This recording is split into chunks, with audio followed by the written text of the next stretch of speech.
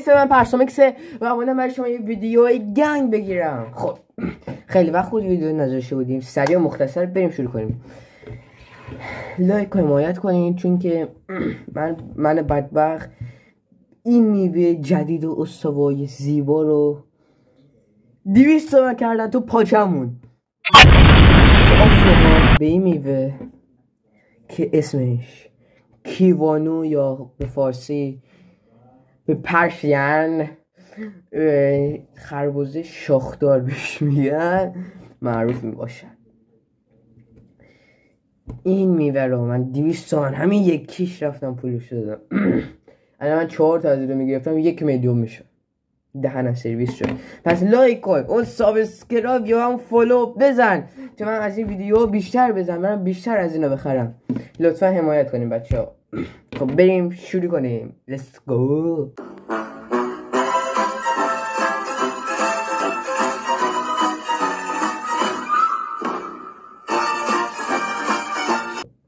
خب این داخلی آنباکس معروف مثلا به ما داده بودن اینه.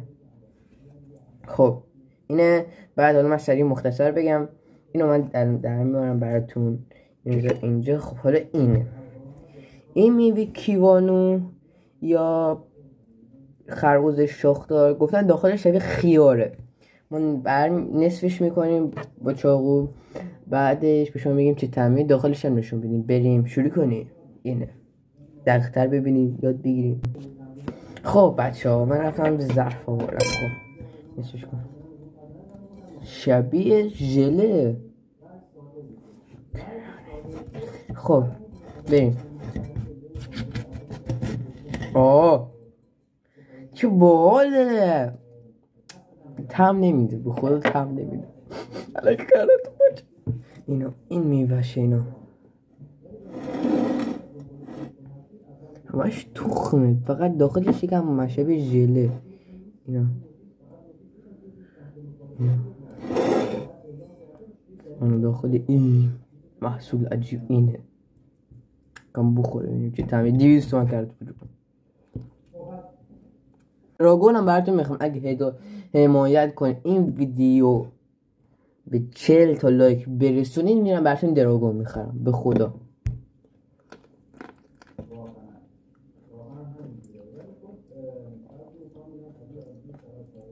این طعم ژله میده، یکم آخرش یکم ترش میشه. آره ترش میشه.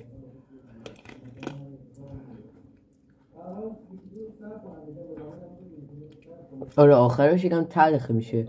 تلخ که نه ترش میشه، یعنی اولش ژله بی‌حسه بعدش ترش میشه. ژله ترش انگار داره میخوره.